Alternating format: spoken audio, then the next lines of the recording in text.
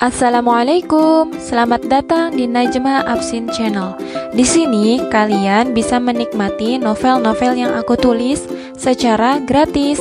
Sebelum kalian lanjut menikmati novel aku, jangan lupa klik tombol like dan juga subscribe biar kalian dapat notifikasi.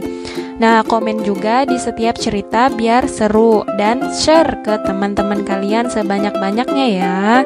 Terima kasih, selamat menikmati. Dinikahi Bos Part 2. Gimana kalian bisa kelihatan akrab gini? Tanyaku heran menatap ibu dan dia bergantian.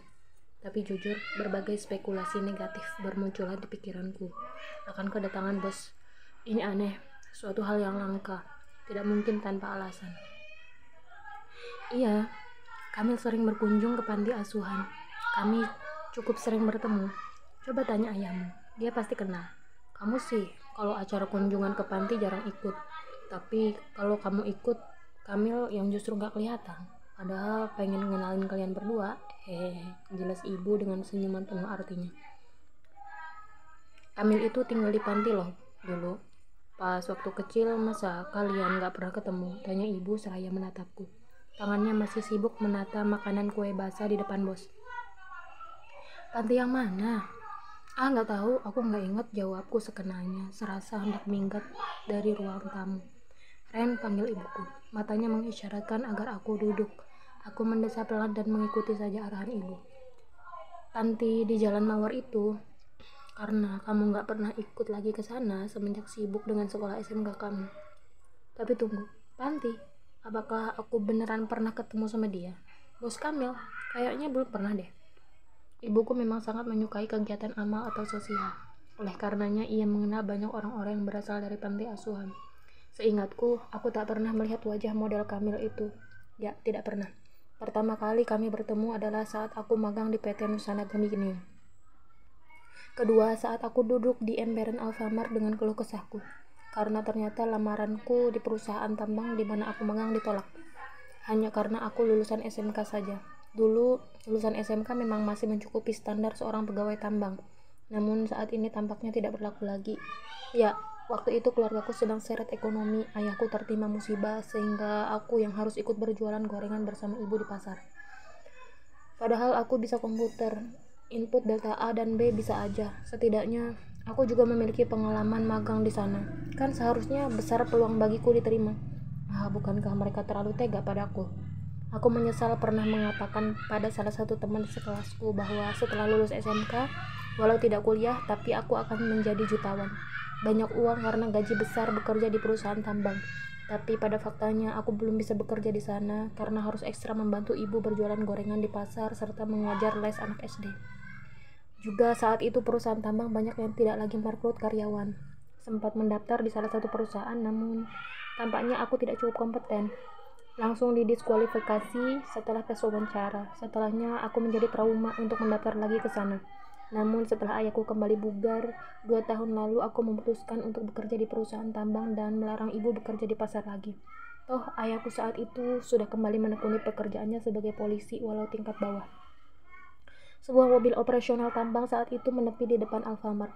Aku tak acuh saja, tidak memperhatikan bahwa orang yang baru saja keluar dari mobil itu berjalan mendekat ke arahku. Renata, aku mendongak menatapnya sesaat, bertanya-tanya ada apa laki-laki dengan hidung bangir di depanku ini menyebut namaku, tapi wajahnya tak asing bagiku. Bos? Dia menunjukkan tanda pengenal, ID card berisi foto dan juga statusnya sebagai kepala Departemen Human Capital General Service. Aku meneliti kartu itu, tertera nama perusahaan yang menolakku beberapa hari yang lalu. Aku menerima ID card itu, tidak salah lagi. Ini pembimbingku sewaktu aku magang dulu. Dia adalah bosku dulu. Ada apa bos? Tanyaku lantas berdiri mensejajarkan tinggi dengannya, walau lebih tinggi dia. Renata, alumni SMK Angkasa, jurusan Teknik Komputer Jaringan. Nilai ujian rata-rata 8,3. Pengalaman kerja magang di PT Nusana Gemining. Berat badan 48 kilo, tinggi 160 cm. Pernah mengikuti lomba membuat poster dan menjadi juara 2 sekali. Lainnya hanya juara harapan. Aku hampir tak berkedip melihat dia menyebutkan satu persatu hal-hal yang menyangkut diriku. Seolah kami baru pertama bertemu, padahal dia jelas sudah mengenalku. Berkas kamu sudah masuk ke saya, besok kamu bisa wawancara, katanya dengan santai. Mataku membesar, tanganku meraba pipi. Benarkah ini? Aku lolos seleksi berkas. Ibu, ayah, apa aku mimpi? Aku meremas pelan gamis yang kukenakan karena terlampau senang. Lantas memperbaiki kerudungku yang berkali-kali diterpa angin. Beneran kan bos? Tanyaku meyakinkan. Untuk apa saya bohong? Segera ya. Tidak datang sesuai jadwal akan otomatis kamu didiskualifikasi. Dia berkata tegas dengan senyuman. Terlihat ramah. Aku ikut tersenyum senang. Dia menjulurkan tangan. Aku menatapnya sekilas lalu menangkupkan tanganku di depan dada. Maaf bos, kan kita bukan muhrim. Itu ID card saya. Ya Allah, aku kira dia mau nyalamin aku. Malu banget. Gimana nasib muka aku sekarang? Ya sudah, saya pamit. Bahkan tanpa salam dia sudah melengos saja dari hadapanku. Terlihat baik, tapi tidak sopan sama sekali. Bagaimana mungkin dia tidak tahu adab sebagai seorang muslim, setidaknya ketika akan berpisah atau berpamitan untuk mengucapkan salam. Kembali pada kehidupan nyata. Ayahku tiba dengan senyumannya. Setelah mengucap salam, ia langsung masuk ke rumah. Ibuku yang solehah itu langsung menyalaminya. Sementara aku duduk di hadapan Kamil yang tengah menikmati teh dan kue buatan ibu. Matanya sesekali tertuju pada layar televisi. Kamil ya? Iya pak, apa kabar? Kamil berdiri menyalami ayah, bahkan memeluknya seperti sudah akrab sekali mereka. Alhamdulillah, sudah lama aku menunggu kamu berkunjung.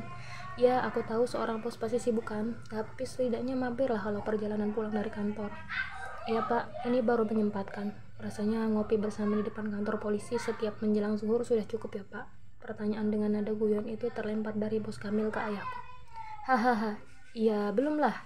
Kalau bisa setiap hari kita ketemu. Oh ya, Pak Kades katanya salam. Kebetulan pas bapak patroli ketemu beliau. Kagum banget beliau sama kamu. Katanya laki-laki mandiri, mapan, tapi belum menikah. Katanya ingin menjodohkan kamu dengan putrinya. Haha, saya nggak rela kayaknya. Ayah menyeruput tehnya setelah terbatuk-batuk karena tertawa. Alhamdulillah, kalau ada yang mau sama saya, ucap bos Kamil seperti merendah. Ada apa dengannya? Jangan dulu Mil. Aku yang mau mengajukan anakku sama kamu. Apa? Aku memekik dalam hati. Mataku tiba-tiba beralih ke arah bos Kamil dengan cepat. Semoga perkataan ayah tidak ditanggapinya dengan serius. Memangnya Renata mau? Tanya bos Kamil seraya menatapku dengan jahil. Astagfirullah, aku menghela nafas karena dijadikan bahan guyonan dua orang pria itu. Insya Allah mau aja, disegerakan lebih baik. Kali ini ibuku yang menyahut. Habislah aku. Ren, bosmu gimana kalau di kantor? Tanya ayahku. Sepertinya dia mengerti betapa malunya aku saat ini. Bos Kamil ikut menatapku dengan senyuman. Ya Allah, apakah dia seniat itu membuat dadaku berdebar? Aneh. Ya gitulah namanya bos suka nyuruh-nyuruh, aku berkata jujur. Kamil tersenyum, sedangkan ayah dan ibu tertawa. Hahaha, ya harus patuh dong sama bos selama itu menyangkut pekerjaan profesional. Selama itu menyangkut pekerjaan profesional namanya. Walau kita kesal, tetap harus siap laksanakan, ya kan Kamil? Bener pak. Setelah berbincang cukup lama dengan ayah, aku mengantarnya sampai ke halaman, sesekali mendengus agar dia mampu mendengar betapa tidak sukanya aku dengan kehadirannya. Bos, jangan dibuat serius bercandanya tadi, tuturku yang melangkah di belakangnya. Bos Kamil tiba-tiba menghentikan langkah. Untunglah kepalaku tidak membentur punggungnya. Aku mendongak saat dia persis menunduk menatapku, membuat tubuhku merasa salah tingkah, tidak jelas mau kemana, persis orang pilon. Aku serius tadi. Bos, aku mendelik kesal karena dia masih saja berguyon. Setidaknya jawabannya bukan itu yang aku harapkan. Dia tertawa lebar, sepertinya suasana hatinya sedang baik. Dia maju beberapa langkah, jelas saja aku mundur beberapa langkah pula. Ren, aku pamit ya, mukamu jangan lupa diperbaiki. Agak kurang enak dilihat. Setelah mengucapkan itu, dia hanya melambai dengan senyum miring lalu masuk ke dalam mobil. Sungguh, jika bukan di pekarangan rumah dan tetangga kemungkinan bisa mendengar, aku bisa saja meneriakinya. Besoknya di office PT Nusanaga Mini. Mbak, saya beneran minta maaf, nggak sempat konfirmasi lagi. Terdengar penyesalan dari seberang telepon di seberang telepon yang aku genggam. Aku mendesap pelan.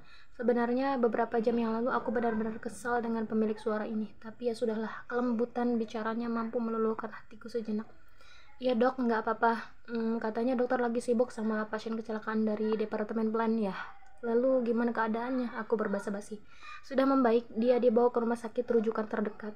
Aku bertahmid sesaat. Kecelakaan di dunia kerja memang hal yang wajar dan sebisa mungkin harus dihindari dengan tetap mengikuti protokol keamanan perusahaan. Walaupun begitu, memang ada saja musibah tak terduga. Manusia memang hanya bisa berusaha. Sekali lagi, maaf Mbak Rena. Ya dok, kalau begitu selamat siang. Aku menutup panggilan, menggetukkan kepalaku sendiri ke meja.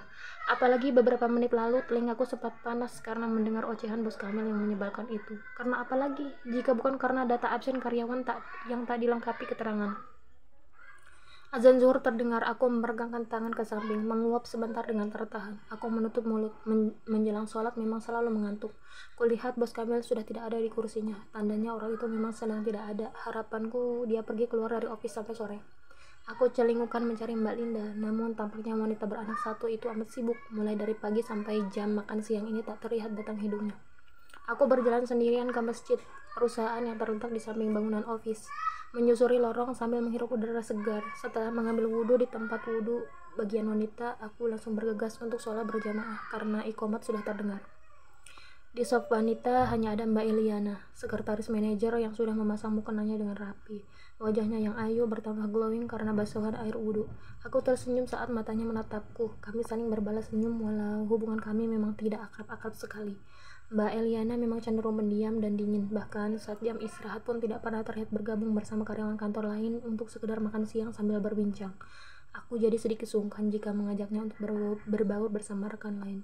Usai sholat zuhur, aku sedang tidak mood untuk menyantap makan siang. Saat hendak menuju pantry, kulihat Mbak Linda berjalan tergesa menuju toilet. "Mbak," panggilku. "Hah, astaga, ngagetin.